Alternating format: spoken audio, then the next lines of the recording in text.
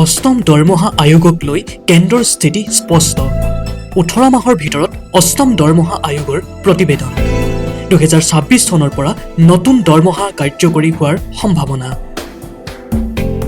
কেন্দ্ৰীয় চৰকাৰৰ লাখ লাখ কৰ্মচাৰী আৰু পেঞ্চনভোগীৰ দীৰ্ঘদিনীয়া প্ৰতীক্ষাৰ অন্তত অষ্টম দৰমহা আয়োগক লৈ এক গুৰুত্বপূৰ্ণ স্থিতি স্পষ্ট কৰিছে নৰেন্দ্ৰ মোদী নেতৃত্বাধীন চৰকাৰে শেহতীয়াকৈ লোকসভাত বিত্ত ৰাজ্যিক মন্ত্ৰী পংকজ চৌধুৰীয়ে জনোৱা অনুসৰি 2025 চনৰ 3 নৱেম্বৰত আনুষ্ঠানিকভাৱে অষ্টম দৰমহা আয়োগ গঠন কৰা হৈছে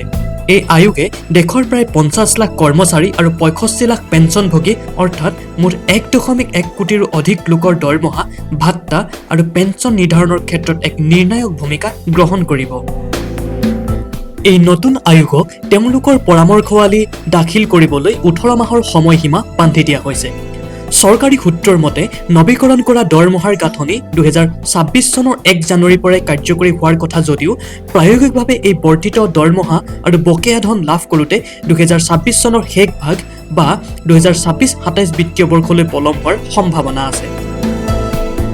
OP জিন্দাল গ্লোবেল ইউনিভাৰ্চিটিৰ অধ্যাপক ৰাহুল সিঙৰ মত অনুসৰি চৰকাৰী অনুমোদন নোপোৱালৈকে এই ঘোষণাই বাস্তৱ ৰূপ নাপায় এই পলম হোৱা প্ৰক্ৰিয়াটোক লৈ কৰ্মচাৰী মহলত স্বাভাৱিকতে কিছু অসন্তুষ্টি দেখা দিছে প্ৰক্ৰিয়াটোক অধিক সৰ্বগ্ৰহণযোগ্য আৰু স্বচ্ছ কৰাৰ লক্ষ্যৰে অষ্টম কেন্দ্ৰীয় দৰমহা আয়োগে সংশ্লিষ্ট সকলো পক্ষৰ পৰা পৰামৰ্শ বিচাৰিছে বিত্ত মন্ত্ৰালয়ৰ আনুষ্ঠানিক বিবৃতি অনুসৰি কৰ্মচাৰী সংস্থা পেঞ্চনভোগীৰ ইউনিয়ন আৰু আগ্ৰহী ব্যক্তিসকলে অহা 2026 চনৰ 30 এপ্ৰিললৈকে নিজৰ দাবী আৰু পৰামৰ্শসমূহ দাখিল কৰিব পাৰিব এই উদ্দেশ্যে চৰকাৰে কেন্দ্ৰীয় পৰ্টেলত এক নিৰ্দিষ্ট পৰ্যায়ৰ অনলাইন ফৰ্মেট মুকলি কৰিছে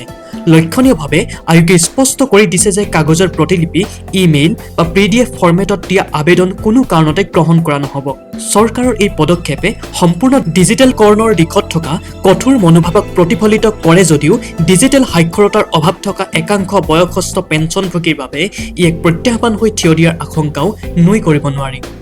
সামগ্ৰিকভাৱে চাবলৈ গ'লে অষ্টম দৰমহা আয়োগৰ এই শেহতীয়া অগ্ৰগতিয়ে কেন্দ্ৰীয় চৰকাৰৰ কৰ্মচাৰীসকলৰ বাবে আশাৰ বতৰা কঢ়িয়াই আনিলেও ইয়াৰ সফল ৰূপায়ণ চৰকাৰৰ বাবে এক বৃহৎ বিত্তীয় প্ৰত্যাহ্বান হ'ব এছিয়ানেট নিউজকে ধৰি আগশাৰী সংবাদ মাধ্যমত প্ৰকাশিত প্ৰতিবেদন আৰু শেহতীয়া তথ্যৰ পৰা এইটো স্পষ্ট যে ৰাষ্ট্ৰীয় কোষাগাৰৰ ওপৰত পৰিবলগীয়া এই অতিৰিক্ত বোজা আৰু ৰাজহঘাটিৰ মাজত ভাৰসাম্য ৰক্ষা কৰাটো বিত্ত মন্ত্ৰালয়ৰ বাবে এক কঠিন পৰীক্ষা হ'ব